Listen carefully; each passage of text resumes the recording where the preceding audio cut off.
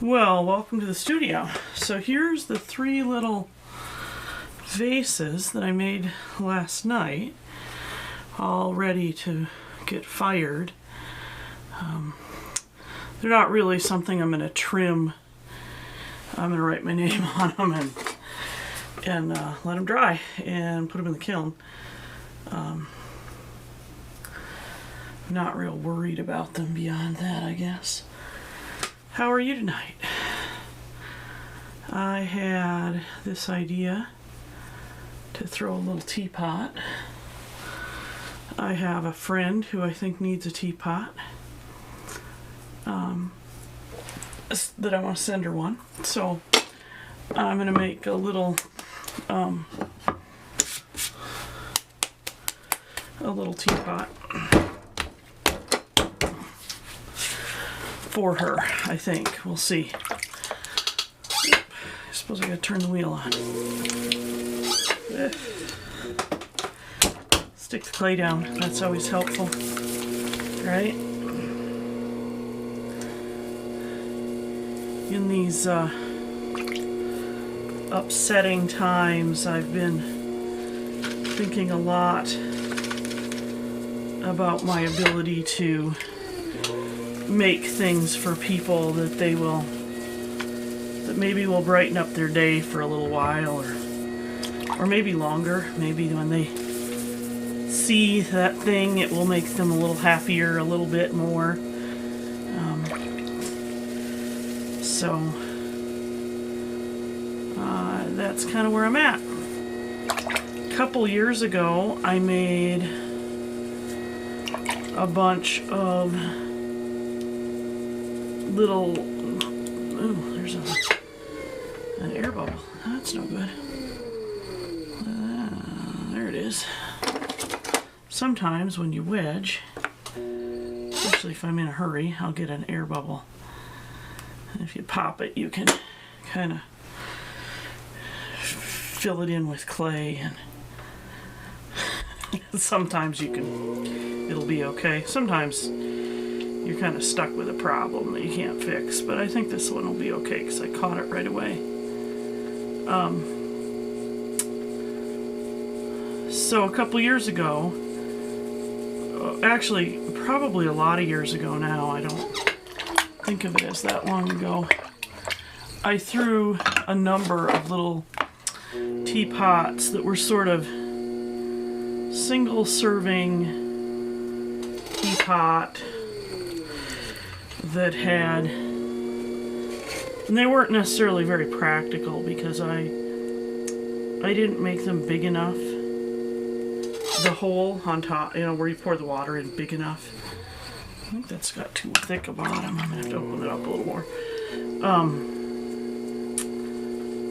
I didn't really make them big enough to put anything but a tea bag in there, and I'd like to make it a little bigger around this time. But I want to make, how I made them was I made little enclosed forms, and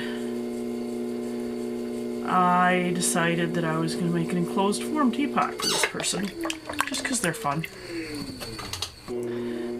That would be a little bigger than the tiny ones that I made a couple years ago. I want to make it at least big enough for a couple cups, and then maybe I'll make a matching cup later on. Ooh, getting water on my slippers, that's no good. I may have put a lot more clay on the wheel than I needed for the size teapot. I was thinking maybe they're going to get a really big teapot.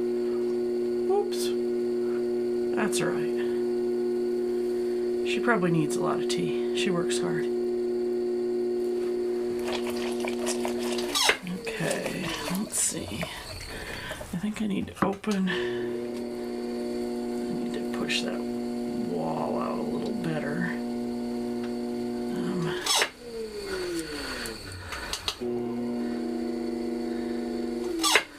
So, if somebody was going to give you pottery, a handmade piece of pottery, what would make you smile? Tell me.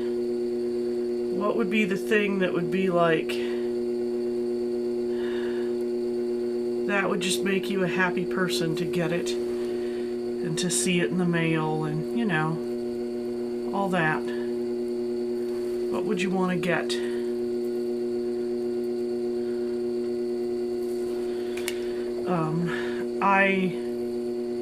Personally, I really love making teapots because they are, there's a little more to them than, you know, like a cup or something. There's a little more to it than that. And I really like assembling things. That's kind of one of the things I really enjoy is putting stuff together.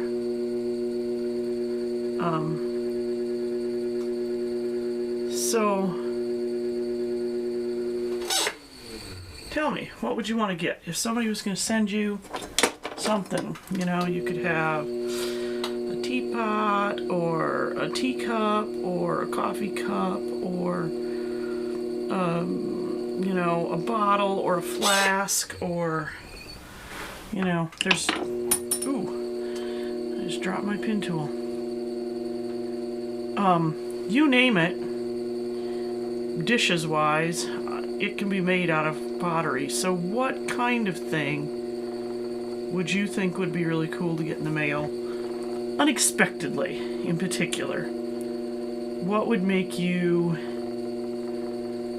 happy? What would make you grin? I like making almost everything, so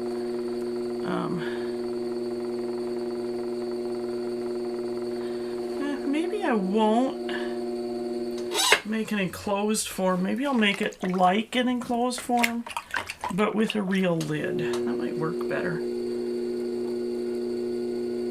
Because this right here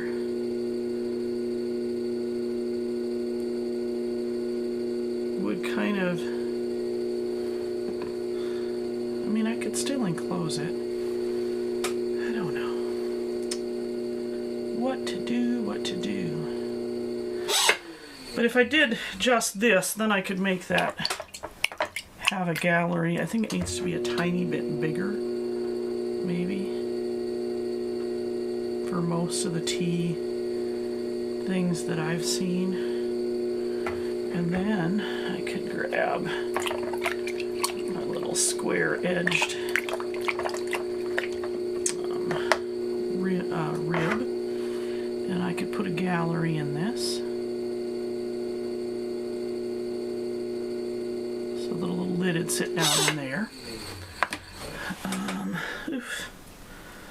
I should have pushed my sleeves up earlier. Now I'm going to have a sweatshirt that needs washing with clay on it. Darn it. I'm kind of goofy. Let's see. I think we need to undercut that. I don't like how wide it is at the bottom. And the undercut things, I always think it just changes the whole feel of the piece. From sort of sitting down on the table to being sort of lifted off the table. Just a whole different feel. Even if you smooth it up a little bit and don't make it quite so. That's kind of cute, kind of round and burbly. But I'm kind of thinking like angular, so maybe we'll go like that.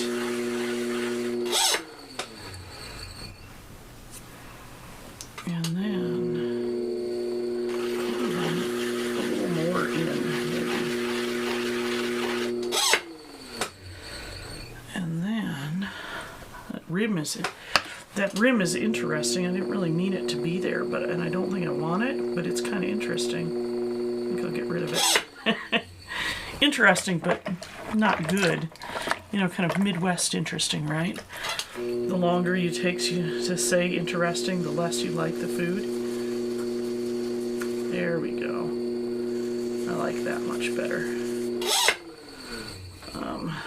I kind of got rid of the edge entirely now, not on purpose. There we go. I guess maybe the rim's going to be there whether I want it or not. I don't know, maybe it's kind of interesting. I've never done that before, so maybe we'll leave it. Alright, so then I need to measure for a lid so that I make the right size lid here and a spout. And then tomorrow I'll assemble it with a handle on it. And tomorrow evening, when you stop by the studio, you'll get to see it, I think, all assembled. So there's that. Let's pull that out and look at it. It's kind of that shape. I think it's big enough around so I can put a small little insert to use loose tea with, I hope. We'll find out. Sometimes I underestimate. Okay, so then I'm going to grab a little bit more clay because I need to throw a lid and a spout. So let me grab this vat a little bit.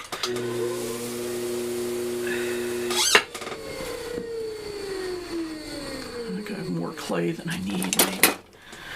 But maybe not. Yeah, I think it is more. Because I think I'm going to make a little short spout that comes off kind of at the top. So, alright.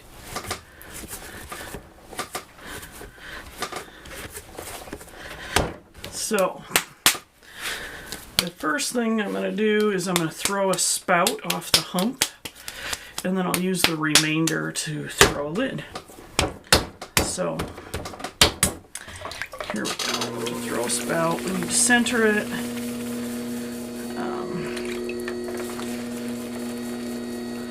Throwing off the hump means that you center more clay than you need for the item that you're going to throw. And then you kind of pick it off. You know, you throw a piece and then take it off of the lump of clay that's still there. So I'm going to throw a spout that way. So I'm going to flatten this out, and I'm going to think about what shape of spout I want, I think. So I'm going to push down a little bit, and then we're going to, oops.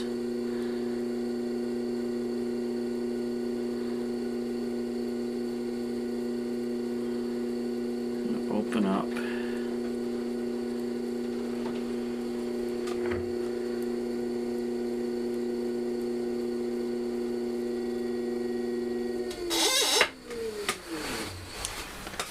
Let me grab my pen tool that I threw on the floor.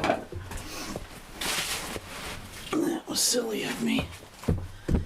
We definitely don't want a warbly top on a spout, so I'm going to cut that right off.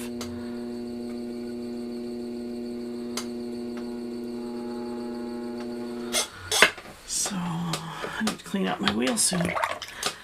Alright, so I'm thinking kind of this shape, a little bit taller than that probably, but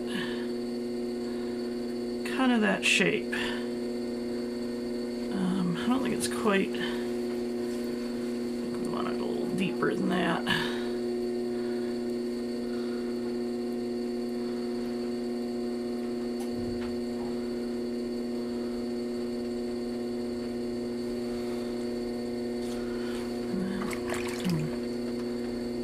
Narrower.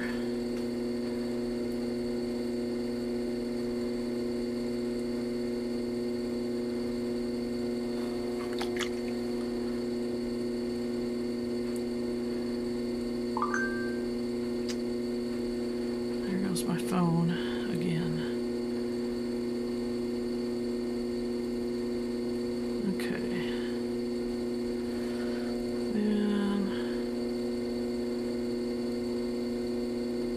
Important to remember it's going to shrink, so it doesn't have to be quite as small around as I think it should be in the long run. I think it needs to be a little taller, so we're going to make it a little bit taller here. I'm thinking sort of that shape. So then I'm going to get something ready to put it on, like this. And then I'm going to cut it, oops, off of the piece of clay down here under. Well, I'm going to cut that off. That's kind of in the way.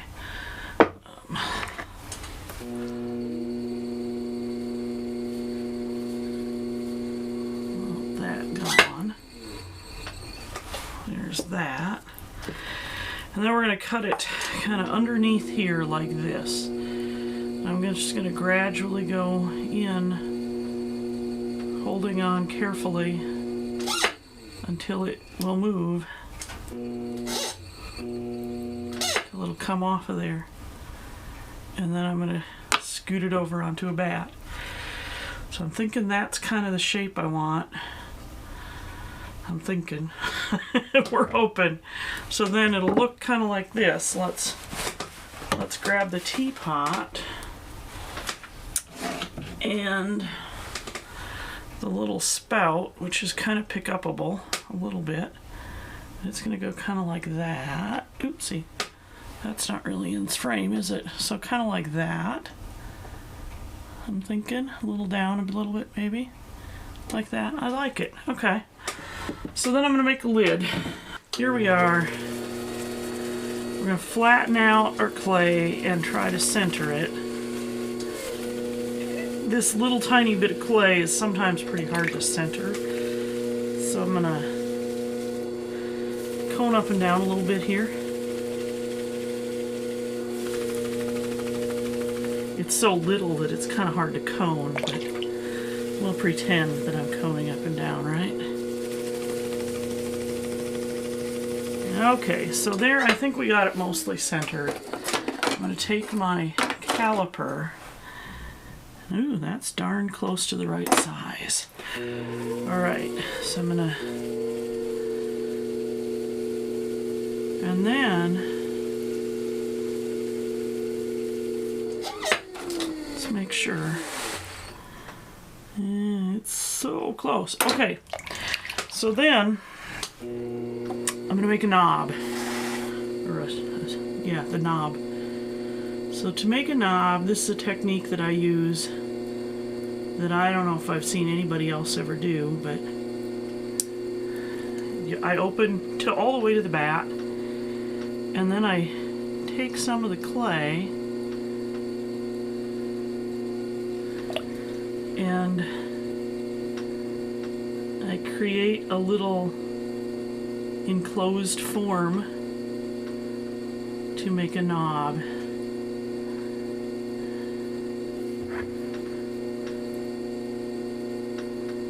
Like that.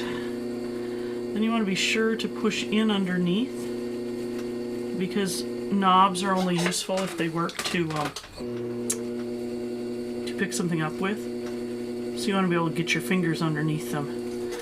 Ask me how I know. I once made one with a little triangular thing that was very cute, but didn't work worth a hoot because you couldn't pick up anything up with it at all. It was not a very good lid or a very good handle. Okay, so that's about right. So then I'm going to take this wooden tool here and I'm going to undercut, because we want the lid to fit. The bottom of the lid needs to be smaller so that it will fit inside the actual hole, where the lid part needs to fit on top of the gallery that we made. So let's measure again. So close. I think it's going to work. All right, I'm going to clean that up.